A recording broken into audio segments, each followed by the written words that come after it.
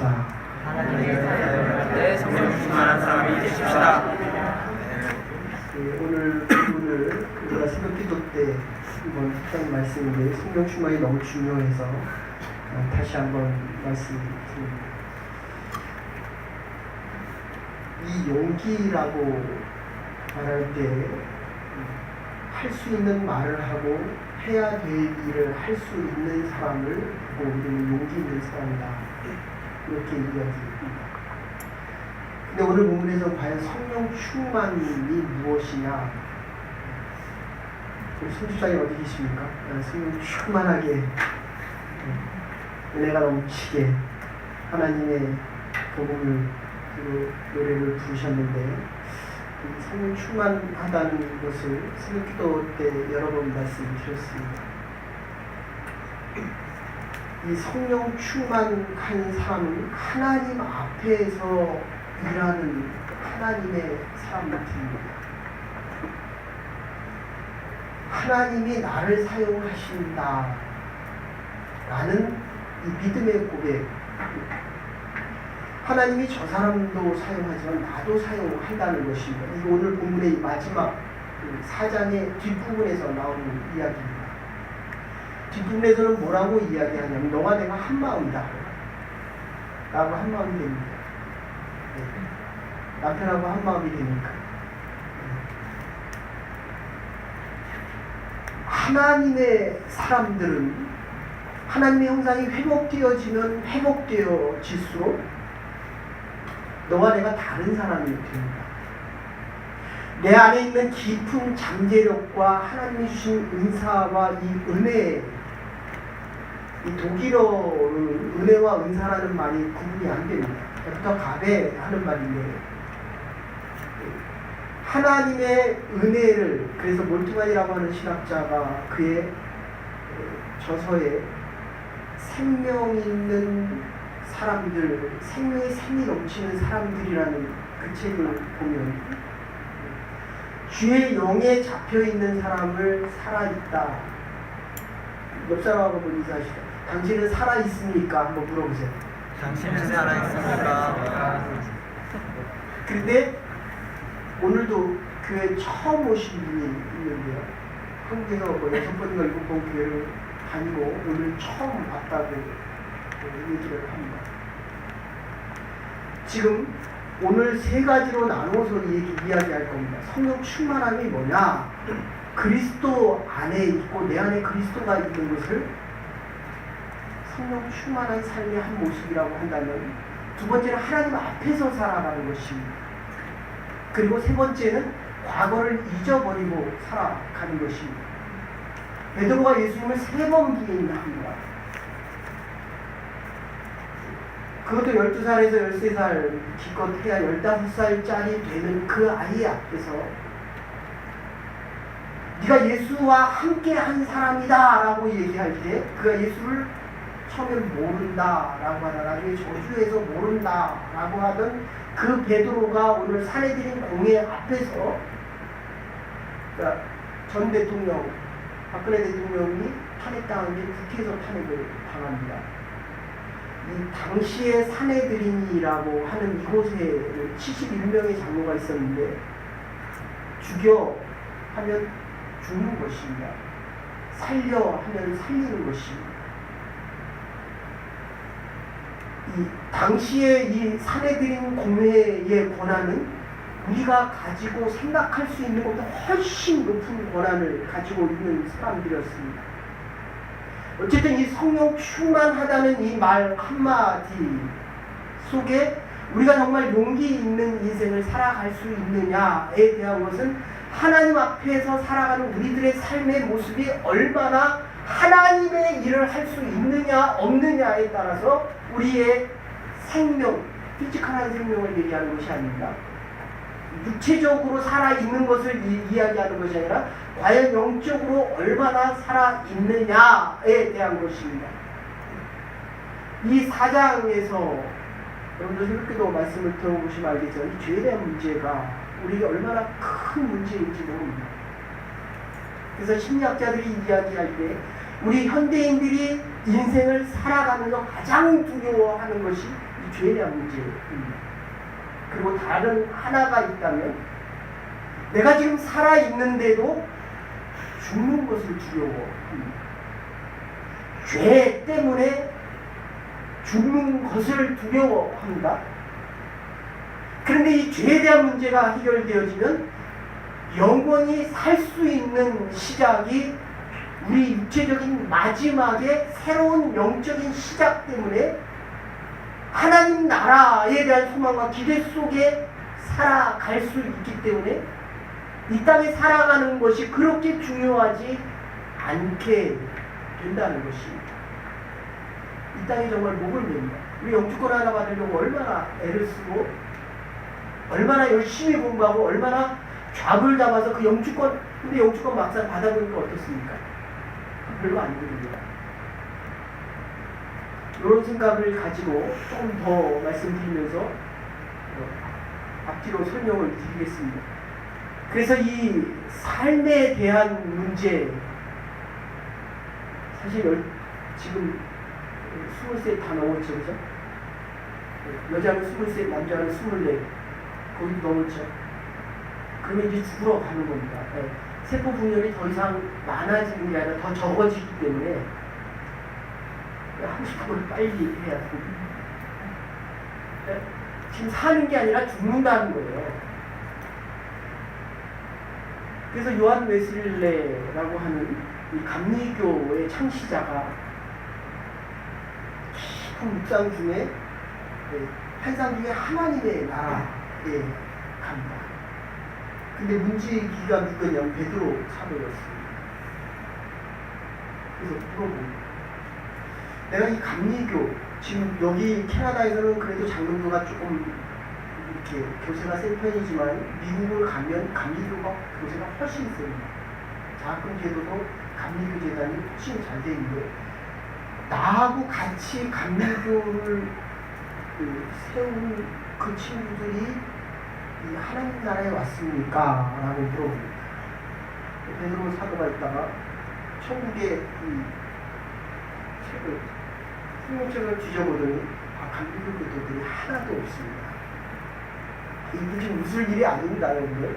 저와 여러분들이 하나님 앞에 갔을 때 이 생명책에 이름이 과연 있느냐 없느냐에 대한 것은 우리의 일생이 부도가 났느냐 안 났느냐에 대한 것입니다.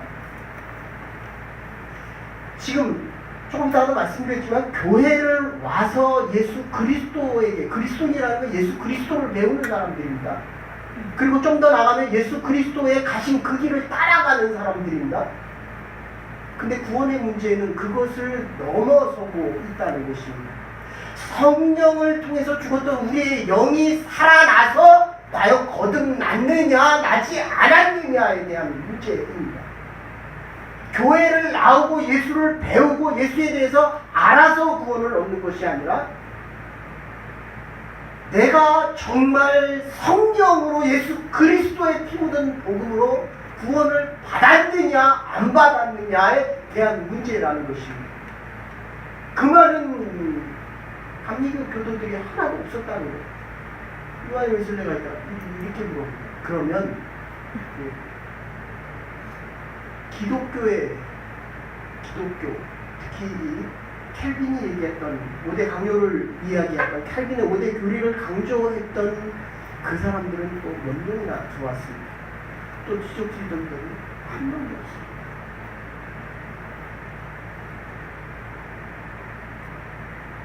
웨슬레가 얼마나 실망하고 얼마나 충격이 컸겠습니까?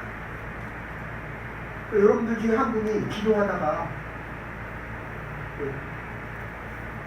하늘 영광을 보는 그 하늘 나라에 가서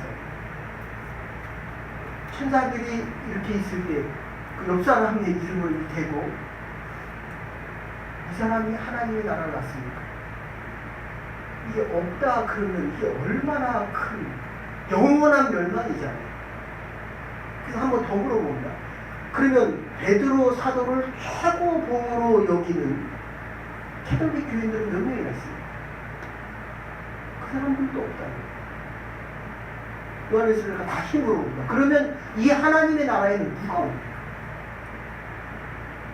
하나님의 나라에 예수 그리스도가 나의 죄를 짊어지고 나를 대속하여 대신 나의 죄를 대신하여 죽었다는 이 고백을 한 자만이 볼 수 있는 곳입니다.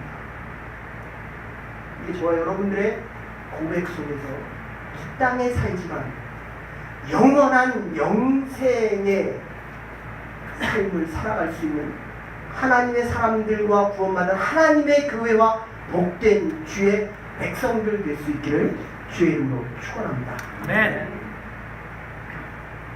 그리고 한마디 더 붙입니다. 성령 충만한 자가 이 구원을 지켜갈 수 있는 것입니다. 이 죽음에 대한 문제, 구원받은 자들은 죽음에 가까울수록 이 나이가 더 넘어갈수록 자꾸 빨리 하나님의 나라에 가고 싶은 거예요. 여러분들 아직 젊기 때문에 아직 먼 거 같잖아요. 아직 할 일도 너무 많고 하고 싶은 일도 너무 많고, 그러나 분명한 것은 하나님께서 오라고 하시면 오는 데는 순서가 있지만 가는 데는 순서가 없다는 것입니다. 그래서 이 그리스도인이라고 하는 것은 예수를 배우는 사람이요, 예수의 진리를 배우고 예수의 가치관을 가지고 세계관을 배우고 예수를 따르는 사람들임에도 불구하고 예수를 믿고 이 중생을 했느냐 안 했느냐, 성령이 인쳐주시느냐, 파라클레토스, 내가 예수를 믿는다는 것이 아니라 예수 믿음의 고백 속에 성령께서 보증해 주시는 것입니다. 그래서 우리가 사인을 하는 겁니다. 성령께서 우리의 인생에 대해서 사인을 해주고 영원한 구원에 대한 사인 어프로브가 있어야만 살아갈 수 있는 사람들이라는 것입니다. 이런 사람들에게 가장 중요한 것은 믿음이 생깁니다. 하나님의 말씀이 이 살아있는 말씀으로 들려집니다. 내 영혼이 죽었다가 살아났기 때문에 이게 하나님의 말씀으로 들려진다는 것입니다. 내가 지금 이곳에 사람들이 모이는 곳에 나와 있는 것이 아니라 하나님께서 말씀하시고 내 생명과 삶을 한 주간 동안 살아온 것을 이 자리에 드리기 위하여 산 재물이 드려지기 위하여 나왔다는 이 믿음의 고백이 가능케 된다는 것입니다. 성령을 믿을 때 하나님의 말씀이 들려지고 하나님의 말씀이 들려질 때 성령께서 나로 하여금 성령 충만한 원어의 용어는 흘러 넘치는 것입니다. 우리 집사님 찬양도 하는 거 보면 마음이 너무 뿌듯하고 기쁨이 넘칩니다. 집에서도 그렇습니까? 집에서도 성령이 넘쳐 흐릅니까? 저는 안 그렇거든요. 저는 안 그래요. 사랑하는 여러분, 주의 전에서나 일터에서나 하나님께서도 주의 영이 저와 여러분의 마음과 영혼과 삶을 기쁨과 소망과 하나님의 영으로 충만한 삶을 살아갈 수 있도록 성령 충만한 삶이 될 수 있기를 간절히 소원합니다. 네. 이게 믿음의 용기가 있는 사람들이라는 겁니다. 믿음의 용기라고 하는 것은 해야 될 말을 해야 되는데 할 말을 못하고 살아가는 겁니다. 저와 여러분들 안에 하나님께서 얼마나 큰 은혜와 은사를 베풀어 주십니까? 제가 보니까 가지고 있는 거 100분의 1000분의 1도 못 쓰고 가는 겁니다. 여러분들 인생을 더 살아보면 할 수 있는 일이 별로 많지 않습니다. 근데 깨닫는 것 하나는 쓸데없는 것에 시간을 너무 많이 들인 거예요. 정말 살아가면서 해야 될 일이 그렇게 많지 않습니다. 할 수 있는 일을 하나님이 하시고자 하는 그 일만 해도 이 땅을 넉넉히 정말 용기 있는 믿음의 사람으로 살아갈 수 있다는 것입니다. 이 사내들인 공예, 아까도 말씀드렸지만 지금 71명이 베드로를 지금 재판을 해서 죽이려고 합니다. 이곳에서 예수님을 죽였던 곳입니다. 그래서 보름스위케라고 하는 독일에 당시 유럽을 전부 독일이 다 지배했다, 종교적으로 지배했다라도 과언이 아닌데, 마틴 루터가 종교개혁 후기 보름스위케에서 의회에서 재판을 받게 됩니다. 근데 그가 단 한마디를 하는데 오 마이 갓, 오 하나님, Here I stand. 내가 여기 있습니다. 얼마나 멋집니까? 우리는 인생을 살아가면서 내가 정말 해야 할 말과 해야 할 행동을 하는 그런 인생이 되어야 하는데 내가 하나님 앞에 있다는 거예요. 그래서 오늘 본문 19절이 뭡니까? 하나님 앞에서 내가 세상 사람들 너희의 말을 듣는 것이 옳으냐? 사내들인 이 71명 자기들의 말을 듣는 게 옳으냐? 아니면 내가 하나님의 말을 듣는 게 옳으냐? 여러분 누구의 말을 듣고 살아요? 이게 정말 하나님의 말씀으로 들려집니까? 하나님의 말씀을 읽을 때마다 하나님께서 성령을 통해서 나에게 깨닫게 하시고 결단케 하시고 이 깨달은 대로 내가 살아갈 수 있도록 믿음의 용기를 주십니까? 여러분 스테반 보십시오. 이 사내들이 공회 원들이 죽이는 거거든요. 예수를 죽이고 이제 베드로를 죽이고 사내들이 공의를 죽이고 마틴 루터의 종교 개혁을 죽이려고 했던 이 사람들이 또 죽이는 장면입니다.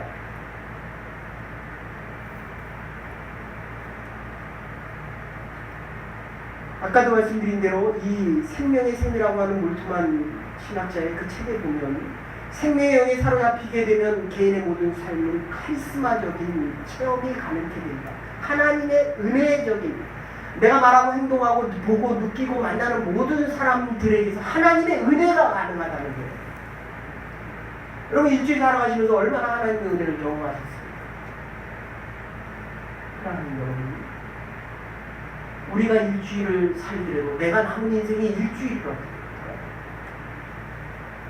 하나님께서 여러분에게 말씀하시고 여러분 안에 있는 예수 그리스도를 통해서 행해야 될 일과 행하지 말아야 될 일들을 구분하면서 내가 경험하는 모든 일 속에서 하나님의 일들을 구별하여서 용기 있는 믿음의 사람들과 성령 충만한 하나님의 사람들, 하나님 앞에서 살아가는 사람들. 사도행전 앞부분에 지금 뭐가 있냐면 너희가 죽였다는 거예요. 너희가 예수를 죽였다는 겁니다. 저와 여러분들이 예수를 죽였다는 겁니다. 근데 그를 살리신 이가 하나님이라는 겁니다. 그래서 인류의 역사를 바꾸는 것입니다. 나의 죄 때문에 예수님께서 달려 돌아가셨는데 그거를 살리신 이는 여호와 하나님이라는 것입니다. 너희가 죽인 예수를 하나님이 살리셨기 때문에 내가 하나님의 사람이기 때문에 하나님의 일을 하고 나는 하나님 앞에서 살아가는 사람과 하나님의 일들을 감당할 수 있는 하나님의 선택받은 주의 백성들이 되어야 한다는 것입니다. 그래서 이 하나님의 은혜를 경험한다. 살아있는 자들은 카리스마적인 삶을 살아간다. 먹고 마시고 사람을 만나고 무슨 얘기를 해도 내 얘기를 하는 게 아닙니다. 내가 이룬 업적을 얘기하는 게 아니라는 것입니다. 내가 행하고 내가 이룬 것을 얘기하는 것이 아니라 하나님께서 나에게 말씀하시고 들려주신 그 하나님의 카리스마틱한 경험을 할 수 있게 된다는 것입니다. 그래서 성령 충만한 사람들은 부활하신 예수 그리스도의 생명력을 체험하고 역사적인 예수 이 땅에 오셨다가 우리의 죄 때문에 죽고 돌아가시고 부활하시고 승천하시고 이걸 exalted 찬양받으신 예수 그리스도라고 이야기합니다. 높은 보좌에서 하나님의 영광을 드러내는 하나님의 부활하신 예수 그리스도를 이야기합니다. 그럴 때 베드로가 지금 뭐 하고 있습니까? 성전에 들어가다 앉은 데가 있는데 내가 가진 게 없다는 거예요. 그 가진 게 없어서 실망하고 낙심하는 게 아니에요. 베드로가 뭐라고 얘기하냐? 가진 것 자랑하지 마십시오. 이 마지막 부분에서 너와 내가 하나님의 뜻 안에서 하나가 되었다. 그리고 내가 가지고 있는 이 모든 것이 하나님이 주신 것이다. 이렇게 얘기합니다. 그리고 마지막 결론에서는 뭐라고 얘기하냐면 이 하나님께서 주신 것이기 때문에 너와 나는 하나. 우리의 모두가 너와 내가 다른 것이 아니라 하나님의 한 지체다. 이렇게 이야기합니다. 여러분, 네, 베드로가 이야기합니다. 내가 가진 것, 은과 금은 내게 없지만 있는 것 오직 나사렛 예수 그리스도의 이름으로 내게 일어나 걸으라. 사랑하는 여러분, 여러분의 앉은 자리에서 일어날 수 있기를 주 예수 그리스도의 이름으로 축원합니다. 네. 일어나셔야 합니다. 언제까지 앉아 있을 겁니까? 오늘 저와 여러분에게 하나님께서 성령을 통하여 일어나 걸으라, 나아서 살아있는 하나님의 복음을 전하라 라고 하는 이 말씀을 듣고 세상을 향해 나갈 수 있는 하나님의 사람들 될 수 있기를 간절히 소원합니다. 네. 왜 나를 보느냐 이렇게 얘기합니다. 도대체 볼 게 뭐가 있는데 나를 보니까 또 실망하죠. 왜 작은 것 이루고 그걸 그렇게 자랑하고 싶어 합니까? 이게 비워야 된다는 것입니다. 가진 게 없어야 예수 그리스도의 이름의 능력이 권세가 있어지고 여호와 하나님이 영광을 받으시고 여호와 하나님만을 바라보게 된다는 것입니다. 여러분 28절에 보시면 거의 고난이라는 이야기가 나옵니다. 근데 고난이 능력이다 이런 표현을 씁니다. 그럼 작은 시험 하나 나갈 때마다 우리가 얼마나 낙심합니까? 얼마나 힘들어합니까? 얼마나 고통스러워합니까? 다른 사람이 나에게 하는 비난의 한마디 때문에 내가 얼마나 잠을 못 이룹니까? 근데 고난이 능력이다 이렇게 얘기합니다. 근데 여러분들 그리스도 안에 살아가고 내 안에 그리스도가 있고 내가 하나님 앞에서 살아가는 사람들이 이 고난이 능력이 되지 않으면 어떤 문제가 생기냐면 내가 작은 일을 하나 해서 성공을 하면 반대할 때 누구 생각하면서 합니까? 하나님의 찬양을 하는 것입니다. 성가대원들 앞에서 반바지 오늘 제가 은혜 받았습니다. 아니 상처 받지 마시고 계속 입고 오십시오. 참 우리 교회가 젊어지고 있구나. 어디 반바지를 입고 우리는 가운 입고 하는 거거든요. 근데 요새는 바뀌잖아요. 가운 안 입어도 되거든요. 이게 문화적으로 바뀌고 있구나. 우리의 마음을 열 수가 있구나. 모든 사람들에게 나를 열 수가 있구나. 어쨌든 이 고난이라고 하는 것, 이게 하나님의 능력이 아니면, 그리고 내가 살아가는 이 삶이 건강하게 아무 문제 없이 살아가고 있다면 그러면 이게 내 의냐 하는 이런 문제가 있습니다. 그래서 여러분들, 내가 신앙생활을 잘하고 오래 하면 자꾸 다른 사람보다 높아지기를 원합니다. 제가 신앙생활 할 때는 이 옷이 꼭 어디 옷을 벗고 지금 설교를 합니까? 이거는 쫓겨나는 겁니다. 교인들이 쫓아냅니다. 어디 목사가 가운도 아니고 그것도 이거 뭡니까? 양복 웃도리를 벗고 어디 반바지를 입거나. 여러분 이게 중요한 게 아니라는 겁니다. 그래서 내가 잘 될 때는 내 의 때문에 잘 되느냐. 사랑하는 여러분, 고난이라고 하는 것 막바로 나오는 게 권세입니다. 엑수스야. 하나님이 주시는 이 권세 때문에 우리가 하나님의 능력을 누려갈 수 있는 것은 바로 예수 그리스도의 십자가의 죽으심으로 인한 예수 그리스도의 부활 때문이라는 것입니다. 지금 이 문제가 생긴 것이 사두개와 바리새인들, 이 페리시스들, 경건하다 하는 사람들은 예수 그리스도의 부활을 믿었습니다. 천사들을 믿었습니다. 근데 레위와 대제사장들은 안 믿었습니다. 이쪽은 믿었는데 이쪽은 안 믿었다는 거예요. 예수님의 육체적인 부활을 안 믿었다는 겁니다. 근데 예수님이 부활했으니까 이 사람들은 틀렸고 이 사람들은 맞은 꼴이 됩니다. 교회에서 분란이 생깁니다. 기득권을 가지고 서로 잘났다고 자랑을 합니다. 내가 너보다 믿음이 좋다라고 이야기합니다. 우리가 성교를 갔다 오면 얼마나 한 지체로 한 영이 되어 하나님의 능력을 하나님의 일이었기 때문에 너와 내가 하나가 돼서 일을 감당했습니다. 여러분의 마음을 성령 충만하면, 성령 충만, 마음을 지켜갈 수가 있습니다. 구원받음에 대한 감사와 기쁨이 더 커집니다. 그런데 이 성령 충만함이 사라지기 시작하면 너와 내가 다르다는 거야. 내가 너보다 높아지기를 원합니다. 내 신앙은 너와 다르다고 이야기합니다. 방법은 다를 수 있어도 본질은 같다는 것을 잊지 말아야 합니다. 그래서 성령 충만하면 과거의 어둠을 잊어버리고 지금 베드로가 예수님을 등에했던 이 모든 사실들을 잊어버리고 일어나라고 외칩니다.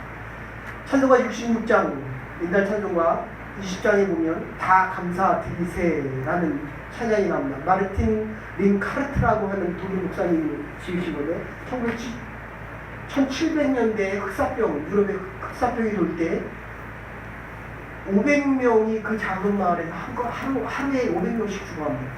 장례식을 목사님이 50번 했답니다. 우리 목사님 한국에서 방문하신 목사님 계십니다. 목사님 장례식 제일 많이 한 때가 몇 번이었습니까? 저는 제 기억으로는 3번이었습니다. 저는 아침에 한 번 하고 점심에 하고 저녁에 한 번 한국에 있을 때 50번을 했어요. 50번 장례식을 하루에. 근데 그 안에 자기 아들도 있었어요. 근데 다 감사드리세요. 아까도 드리다가 말씀드리다 말았는데 랩터 가베 하나님의 은혜를 경험한 자, 성령 충만한 자, 하나님 앞에서 살아가고 그리스도 안에 있고 내가 그리스도 안에 있는 자들, 하나님의 일을 감당하는 자들인가 아닌가는 어떤 상황 속에서도 감사함이 떠나지 않는 자들입니다. 이게 표징입니다. 지금 이번 주부터는 사도행전을 이게 지금 새벽기도 때 제가 2번 하기 때문에 4번 한 것을 지금 요약해서 한 번에 요약하는데 옆 사람에게 물어보시오. 당신은 감사하는 사람입니? 다 하십시오. 인사하십시오. 당신은 항상 감사하는 사람입니? 제발 입니까? 라는 사람이 안 되기를 당신을 소원합니다. 보네퍼가 독일의 신학자인데 그리스도인과 그리스도인들의 가장 단순한 구분은 범사에 감사할 수 있느냐 없느냐라고 이야기합니다. 원망과 불평하는 사람은 세상 사람이요 오직 감사하는 사람만이 그리스도인이라고 이야기를 합니다. 결론적으로 로마의 그 카타콤에 가면 그리스도인이 사자마비 되어서 죽어갈 때 거기다 써놓았던 구절이 있습니다. 나를 저주하십시오. 당신들이 나를 저주하면 할수록 나는 더 사랑하게 될 것입니다. 내게 침을 뱉으십시오. 그러면 나는 사랑하는 숨결을 불어낼 것입니다. 나를 찌르십시오. 그러면 나는 사랑한다고 절규할 것입니다. 나를 짐승의 먹이로 던져 버리십시오. 그러면 나는 사랑의 제물이 될 것입니다. 나를 불태워 버리십시오. 그러면 나는 사랑의 열기로 당신의 줌으로 가득한 마음을 녹일 것입니다. 사랑하는 여러분, 시간이 지나면 우리 육체는 썩어져 부패되어져 갈 것입니다. 시간이 지나면 썩어져가는 음식이 있지만 발효되는 음식이 있습니다. 우리 사람들도 인간들도 시간이 지나면 부패되는 인간이 있지만 시간이 지나면 발효되는 인간들이 있습니다.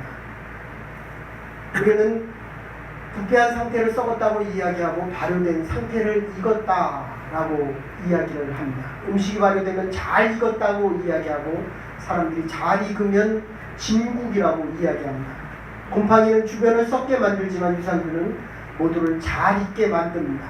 나 자신이 곰팡이가 되지 않고 유산균이 되어서 나 때문에 주위의 사람들이 성령 충만한 인생이 되어서 달고 아름답고 행복한 인생이 되어서 성령 충만함 속에 하나님의 영광을 드러낼 수 있는 저와 여러분과 하나님의 교회가 될 수 있기를 주의 이름으로 축원합니다. 아멘. 사랑과 은혜가 많으신 여호와 하나님, 주님 앞에 나와 예배드린 주의 백성들의 간구의 기도 소리를 들어주시고 성령 충만한 하나님의 사람들, 하나님의 일을 감당하며 그리스도 안에서 내 안에 있는 예수 그리스도만을 따라가며 어떤 고난과 역경 속에서도 하나님의 영광만을 드러낼 수 있는 하나님의 사역이 눈으로 보여지며 하나님의 사역을 감당해 갈 수 있는 하나님의 사람들과 하나님의 교회와 우리의 남은 날들 될 수 있도록 은혜와 은총 내려 주시옵소서. 예수 그리스도의 이름으로 기도 올리옵나이다. 아멘. 아멘.